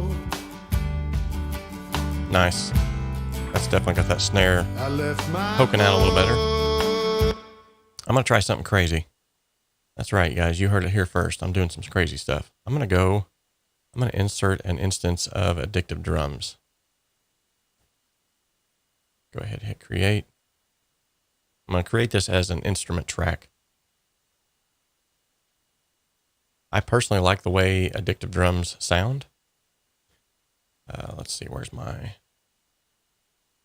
it should say newest. There it is. Okay, so that'll set up the kit that way. And then what I'm going to do, so I've added it inside the folder here. I'm just going to bring the MIDI, all this MIDI information down. By holding Shift and Control, it'll bring it down perfectly in time. I'm a crazy guy, that's right. I just want to see, I'm just curious what the Addictive Drums is going to sound like on this. I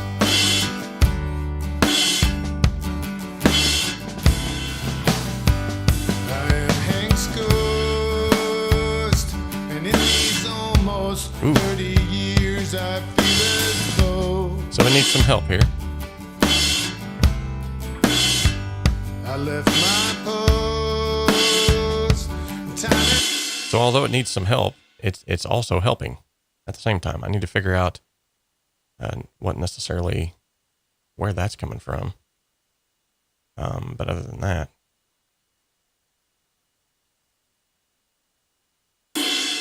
okay. So I think if I just delete all of those.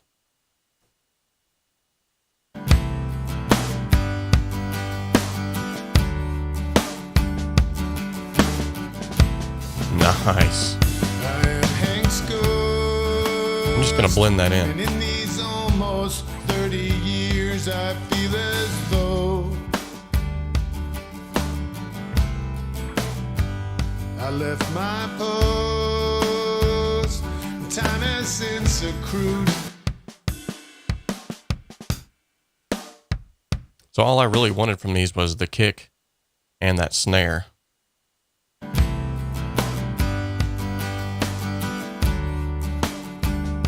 Man, it's just taking them drums to a whole new level. I am Hank's ghost, and in these almost 30 years, I feel as though. Okay, so the only thing I'm worried about is phase cancellation.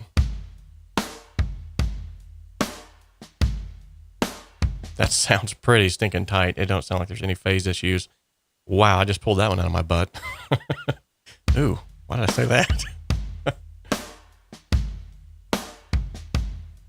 That's nice. I am Hank's ghost, and in these almost 30 years, I feel as though. Awesome. I left my post. Insert my reverb. Time has since accrued, just like some debt I owe. Okay, I'm gonna turn that down because that's crazy while it's playing. Insert my reverbs here. Yeah, I like the way that's sounding. I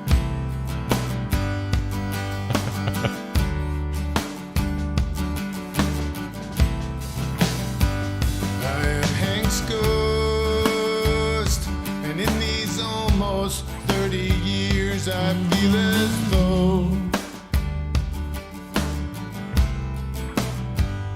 left my post. Okay, we're getting close. Time has since accrued, just like some debt I owe. Yeah, that's going to actually allow me to turn that bass up now, which is good. I wanted to. I already felt like it was kind of getting buried. But I'm not going to turn up the low end of it as much as I am the DI source.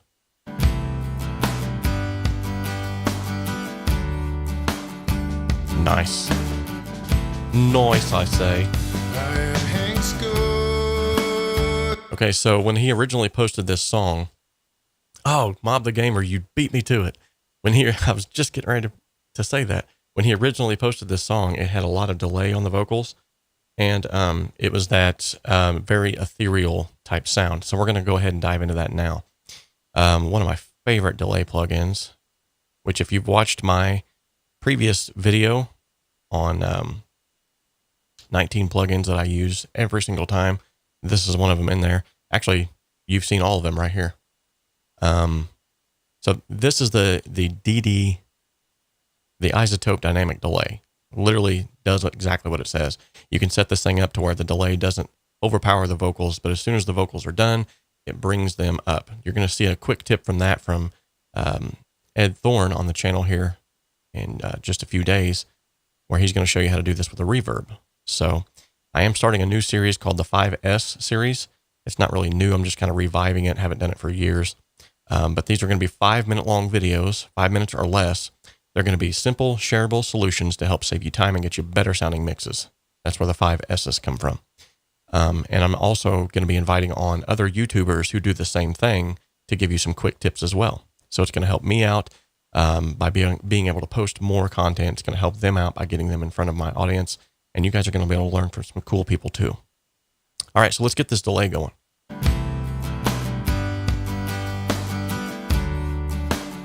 This song is so cool. I am Hank's ghost, and in these almost 30 years I feel as though. Okay. I'll sync it. I left my post. Time has since accrued, just like some debt I owe. Okay, now I'm going to bring down the dynamics here. I can't be seen, though I've watched you all through everything I've missed. Very cool. I can't be heard, although I hear you ask for help. I can't assist. Okay, that's a bit too much. So here's what we're going to do. We're going to go back to the Home Studio Simplified website, and we're going to type in to our reverb and delay calculator. Cool thing is it remembers your last entry, or at least it did. Oops, it's not going to now. So we were at 72. Is this 72, right? 74. Okay. So we're at 74 BPM. And what I'm looking for is a dotted eighth. So I'm going to go ahead and go here, eighth note, click dotted, calculate, boom, 608 milliseconds is going to give me a dotted eighth note. So I want,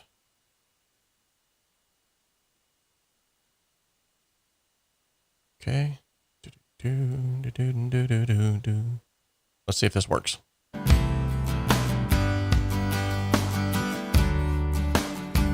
I don't think it's too expensive, actually. I am Hank's ghost, and in these almost 30 years I feel as though I left my post. Time has since accrued, just like some debt I owe. Okay, let's see if I can dial this in now.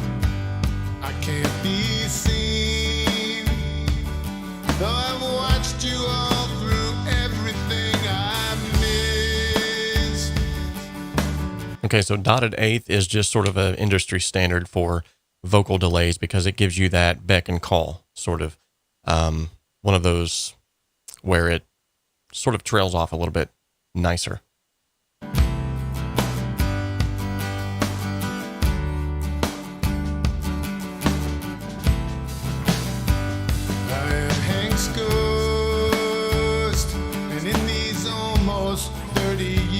I feel as though I left my post. Time has since accrued, just like some debt I owe. Okay, so here's the cool thing about this. It's got a trash button. This trash button allows you then to add sort of like a tape echo would do, where every instance of the feedback gets more and more degraded. So I can actually turn the feedback up a little bit more, and because I'm degrading it, it won't step on anything. So check this out.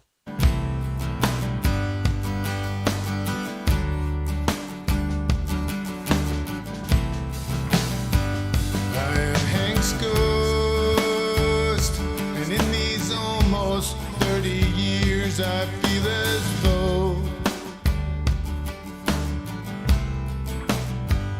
I left my post. Time has since accrued, just like some debt I owe. Now here's the other cool part. We got a second section now. We can do that over here. The reason why I didn't use the Sonotest delay is because I would have had to have did a sidechain compression to the vocal to get the same effect that I'm getting right now. Otherwise, the Sonotest delay would have taken over the lead vocal, and that delay signal would have been continually on top of that. Okay.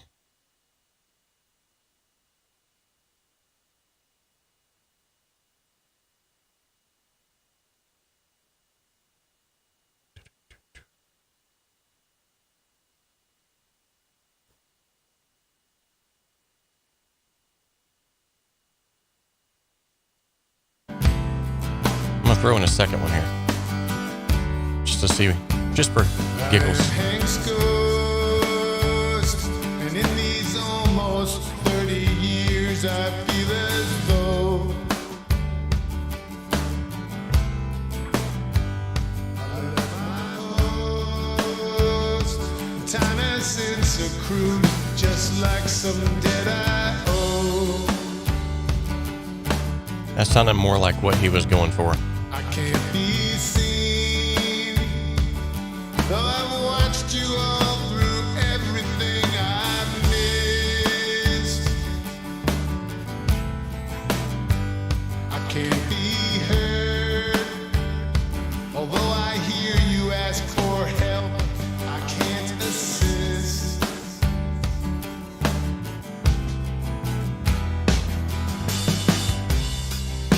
A ghost like me are witness to all the things we lost.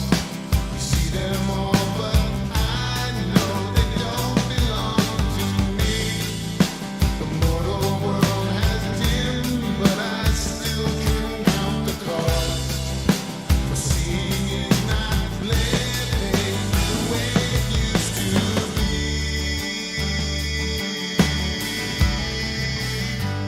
I am Hank's ghost. I am Hank's ghost. And not one of my grandchildren have known me. But I keep close. They'd be so pleased to know the good things I foresee. I have no form, but my children can still see me in their dreams. And they don't mourn me anymore. All their sorrows swept away before the temporal stream. For every year it's harder for you to remember me, and my past existence grows more and more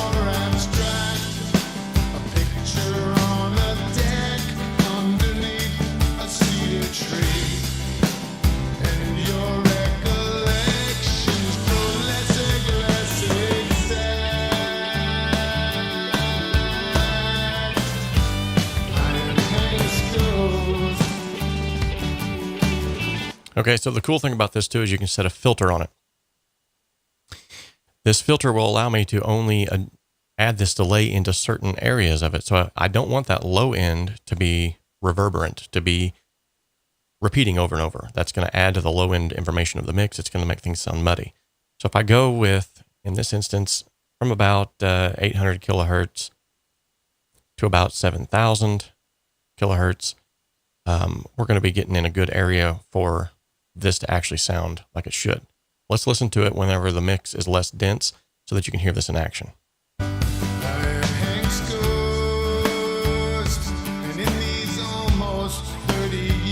I feel as though I left my post. Time has since accrued, just like some debt I owe. I can't be seen, though I've watched you all through everything I've missed. I can't be heard, although I hear you ask for help. I can't assist. Nice. We're getting somewhere here. A ghost like me are witness to all the things we lost. We see them all, but I know they don't belong to me. The mortal world has dimmed, but I still can count the cost. For seeing is not living the way it used to be.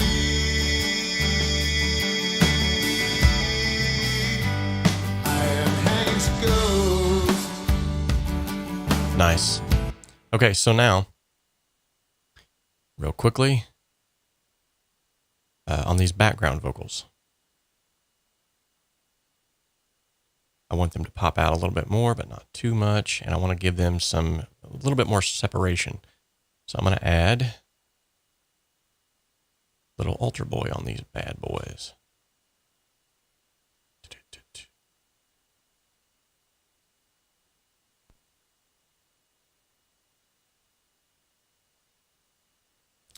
And I love this rich fifths. Sounds great.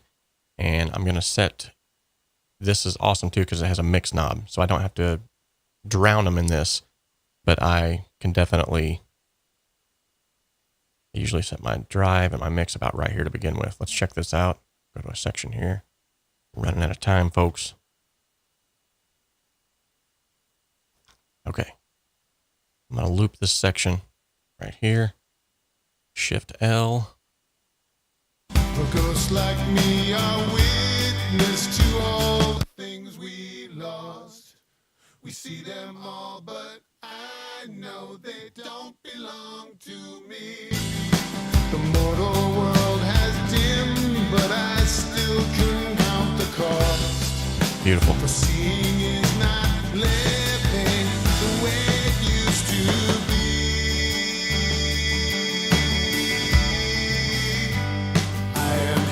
Ghost.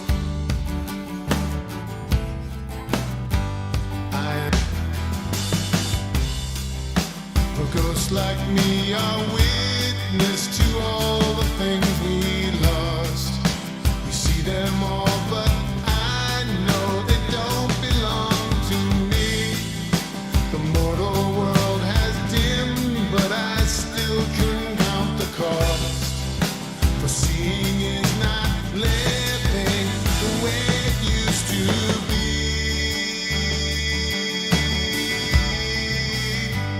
I am Hank's ghost. Okay, so I want to listen to these background vocals real quick. Thank you guys for showing some love there in the chat. Appreciate that.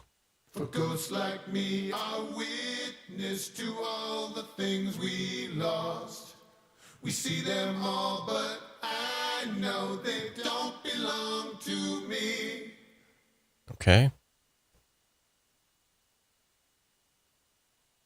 For ghosts like me are witness.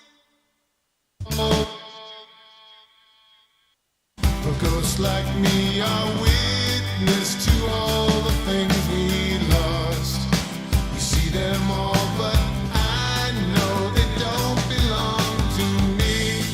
Beautiful. The mortal world has dimmed, but I still can count the cost. For seeing is not living the way it used to be.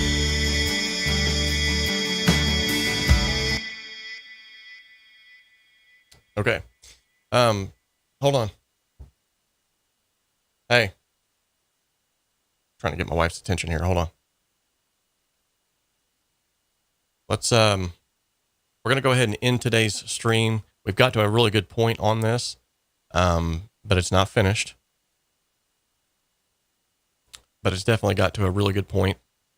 There was a lot to do to this mix to get it to where, stylistically, where I think it was at a good point. So we're not done with it. If I could just throw out there what we would do, we would definitely be adding some automation. We would definitely be adding some melodyne to the lead vocals and to those background vocals just to tighten them up a bit. And then across the board, what we would do is we would start adjusting on our master bus, some things there. So we do have individuals that want to see the puppy. So let's go ahead and we might actually retouch on this and do a finishing touches on this, just because I think it would be beneficial for you all to see the end product. So we might just go ahead and hold off on this, and we'll come back later and do a finishing touches, because we still have the entire month of May. If we're not doing a song contest, we don't have another listen together, so we can actually come back and touch up on this one the second time around. We've got to a really good place, though. I'm really happy with where it's already coming. So while we're getting the puppy in line, let's go ahead and spin the wheel, because we haven't done that yet. You'll notice the wheel looks a little bit different. That's okay. Whenever you lose everything on your computer and you have to reinstall it, this is what you got to do. So let's go ahead and let's spin the wheel. First, I got to get to the spin it here.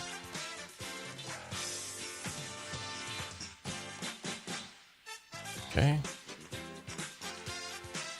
Now, for those of you that have never seen this part of the show before, you're probably wondering what in the world's going on. We are getting ready to spin the wheel of awesomeness. And this is usually where I hand it off to 𝗧𝗁 𝗂𝗂𝗂𝗂. So Casey, go ahead and take it over. Ladies and gentlemen, I'm 𝗧𝗂𝗂𝗂𝗂𝗂, and you're looking at the Wheel of Awesomeness. We're going to spin that wheel, and wherever the wheel lands is what we're going to do. Let's check it out.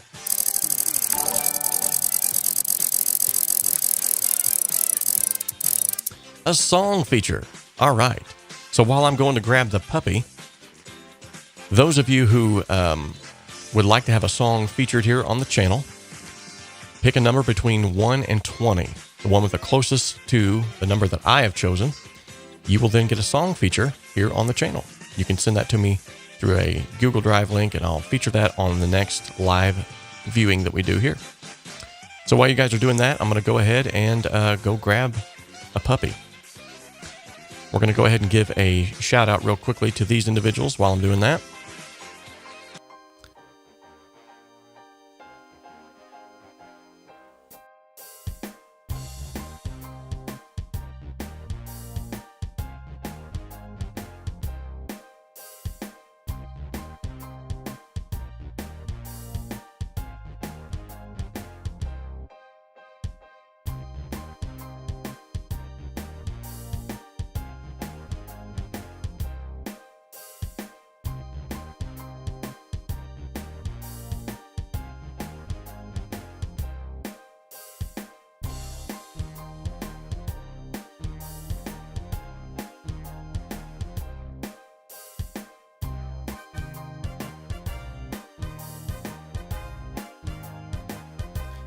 Okay, I'm going to go ahead and switch this over. We're going to have to use the, let's see here.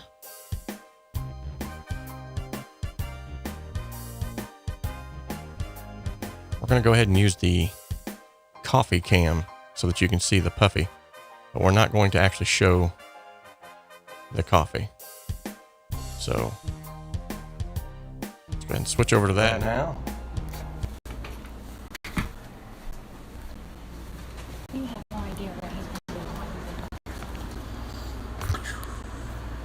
Look at that bottom. Look at that, Bosco. Look at that little cutie. What are you doing here, feller? Oh, I'm sleeping. Is him sleeping?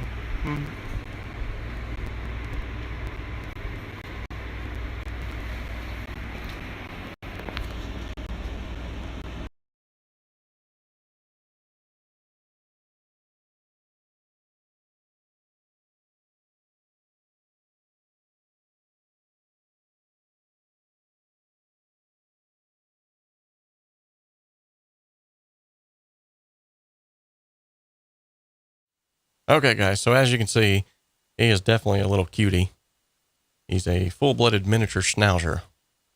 So, yeah, he's annoyed that we woke him up, but he's woke us up all night long. So,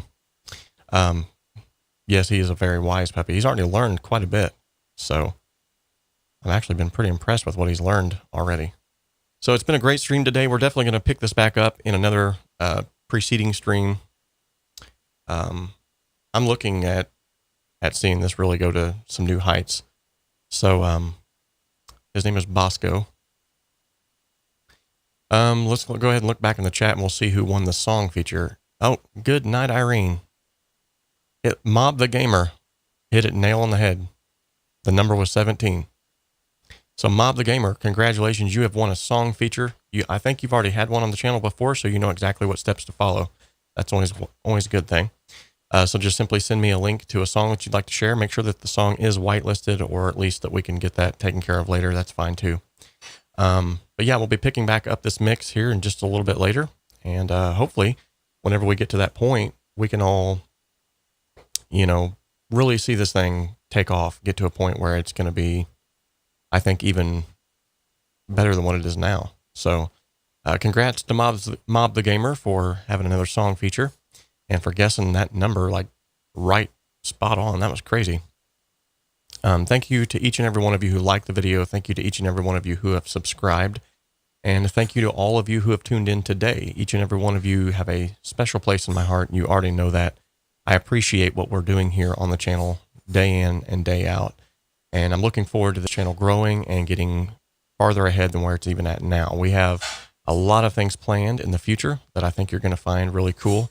And so just stick around, stick with me, and you're going to learn a lot here, hopefully. Not just from me, but from other individuals within the YouTube audio space. So until next time, guys, remember that we can dream alone, we can create alone, but together we can achieve so much more. God bless each and every one of you.